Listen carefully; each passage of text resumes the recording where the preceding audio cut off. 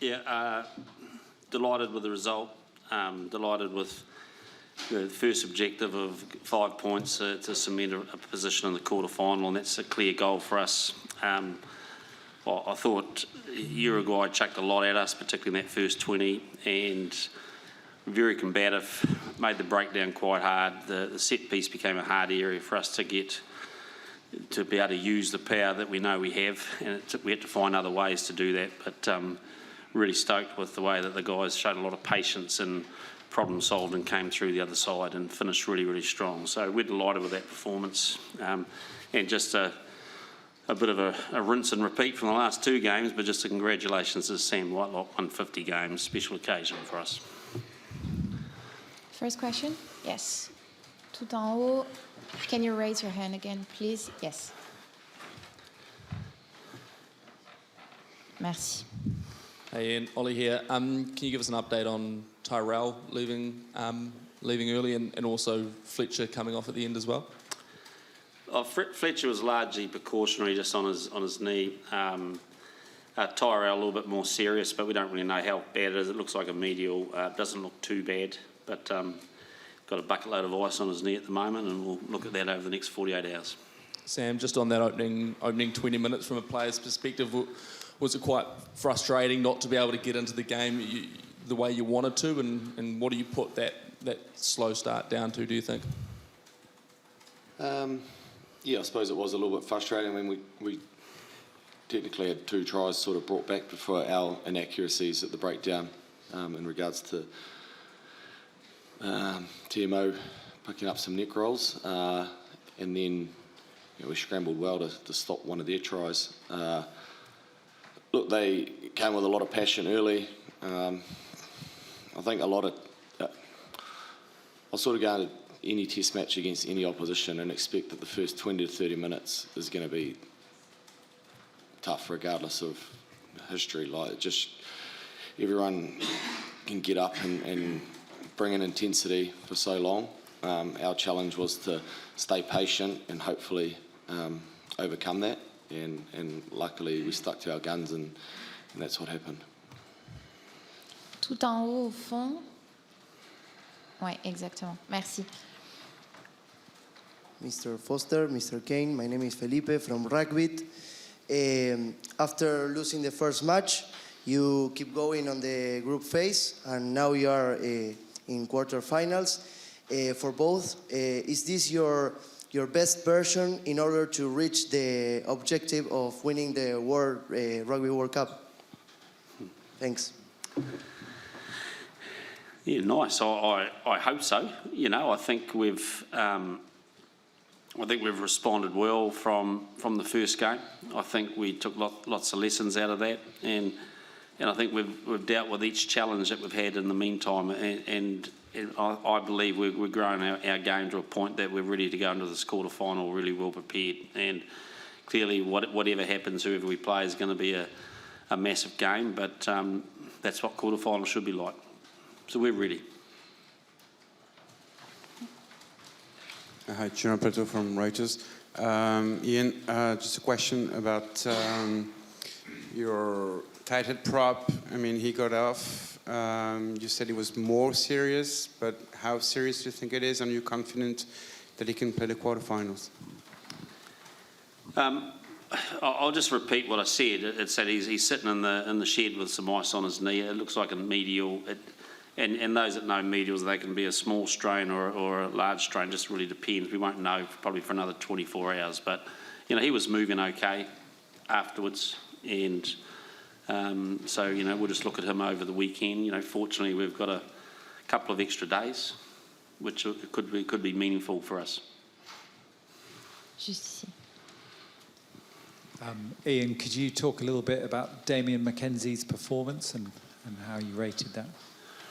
He's going pretty good, and we were delighted with him last week, and I thought again this week he played well. It was a game of turnover ball, wasn't it? I kind of got the feeling that Barnsley wasn't too interested in setting scrums, so the game became a lot of turnover ball and turnover defence, and quite frankly, Damien's pretty good at that sort of stuff. But I thought he played really well, and then when he went into 10, he continued that. So he's a player. He continues to be important to us, and he's really putting his hand up. And is there any concern that 3 games in a row like this leaves you a bit short of those sort of really tight, hard test matches heading into a knockout game? Look, it is what it is. You know, we can't control things when it comes to the draw. You know, people weren't saying that after the French game. They were saying that we were struggling. And even before the Italian game, that was going to be a massive challenge for us. So I think we've put ourselves under pressure to play well. I think it's a very motivated team at the moment. We know we're not perfect. We've still got some areas to grow, but we're really confident in the areas that we think we need to be ready for going into a tight game. So, you know, there's different pathways, isn't there, to quarters, and some teams have a hard game beforehand. For us, that first 20 minutes was pretty tough, and we had to show a different sort of patience. But it is what it is, and, you know, at the end of the pool play, we're satisfied. Alors, le monsieur au milieu qui lève la main juste là.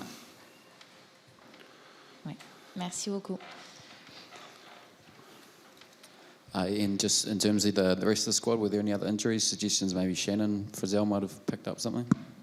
No, they were all just tactical subs. And you're obviously in the quarterfinals now, you get to sit back and watch others take lumps out of each other. Do you have a preference of who you're going to play? I think you know my answer to that. No.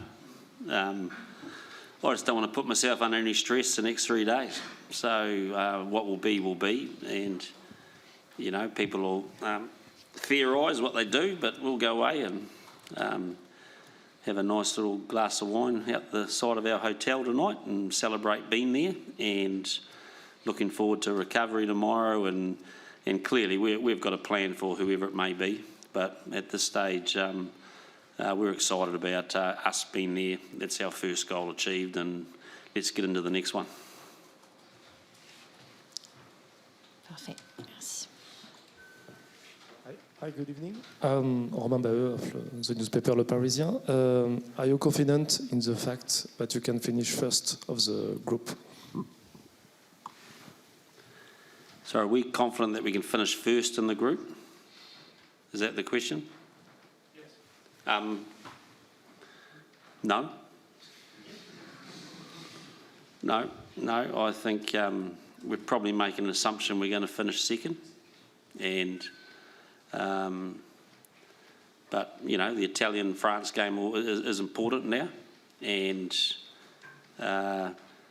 you know, it'll be interesting to see how teams respond. But, you know, the great thing about the draw from many perspectives is that first or second, we kind of know that when you've got a draw, when you go into a tournament and the top 4 teams in the world currently are due to play each other in the quarterfinal, you know whatever happens, it's going to be a monster game. So nothing's going to surprise us now, and we'll be ready for whoever it is.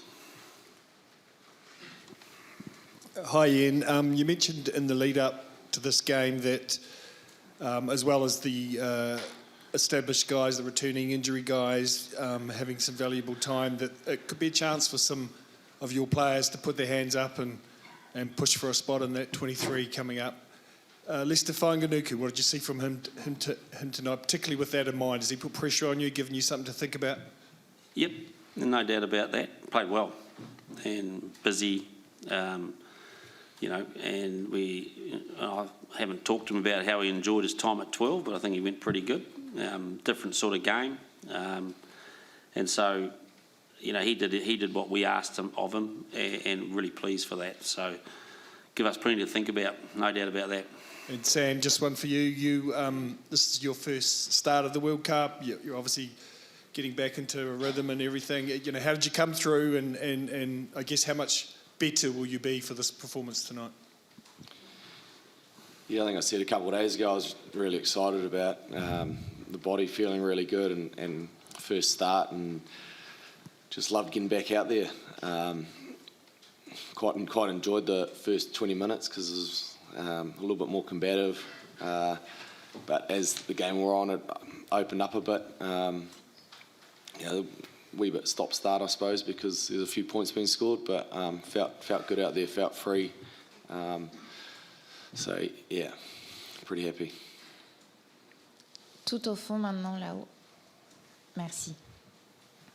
Ian, Elliot here, can you just talk about, I guess, the growth that you've made over the last 3 games and how that sets you up for a potential quarter-final, especially with the camp you had in Bordeaux and the weight you sort of placed on that week off? Yep, I think pool plays, you got to obviously the first job is to get through clearly, and so we've done that. The second job is to make sure that you're spending time on the aspects of your game that are really good for the here and now, but with an eye to what's to come. And so I think we've got that balance right in terms of our preparation. I think that we've worked hard on areas of the game that we think we're going to need going into playoff rugby, and so you can argue we haven't been challenged a little bit mentally on how to finish out a close game in the last 2 or 3 games, but I think we've put ourselves under pressure in that space to really focus on our execution regardless of the scoreline. And and sometimes when we get a big scoreline, people sort of talk down our opponent, but I think we all saw that Uruguay, man, they tried, they were 100% committed for 80 minutes, and they made everything we did actually was a little bit harder than perhaps what people think.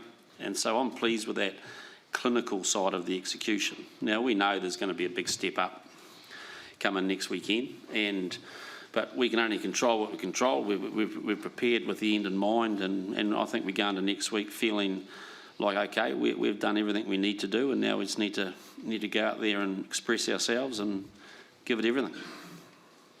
Juste. Do you want to use the headphones for translation? Oh, yes. Bonsoir. Thank you. Je vous épargne mon très mauvais accent anglais. Une question pour tous les deux.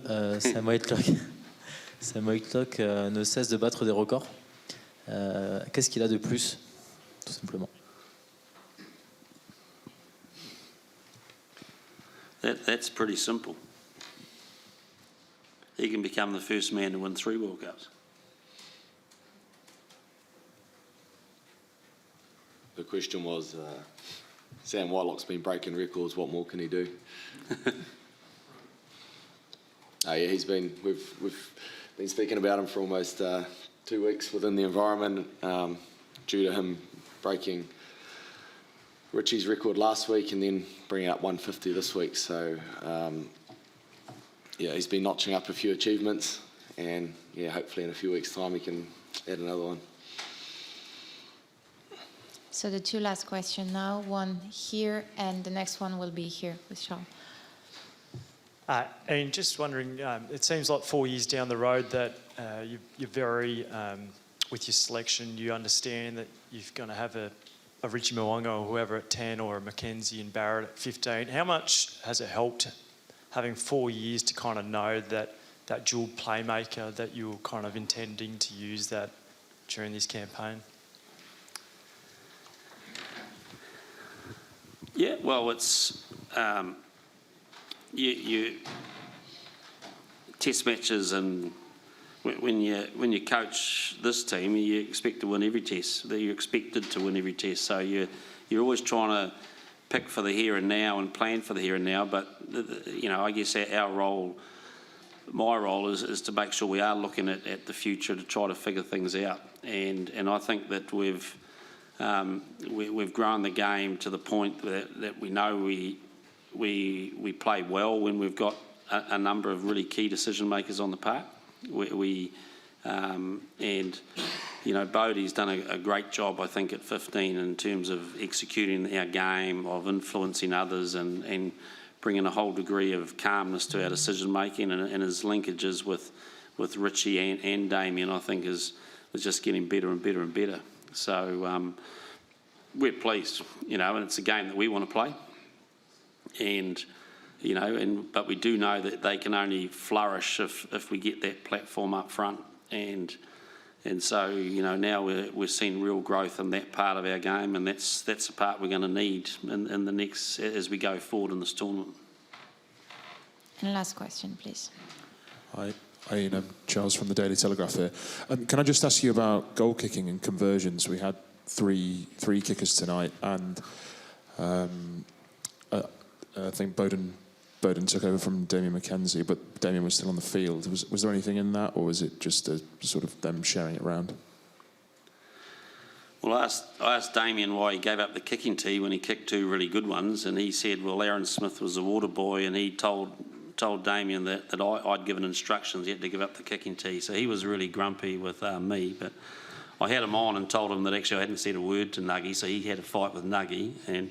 But at the end of the day, I wanted Bodie to have a couple of goal kicks, just to keep him keep his eye. And Damien's kicking really well, Richie's kicking really well, and it was just a chance for Baz to have a couple, and he didn't look too bad either. But nothing sinister. Good story though. Okay, I think we're good. Thank you.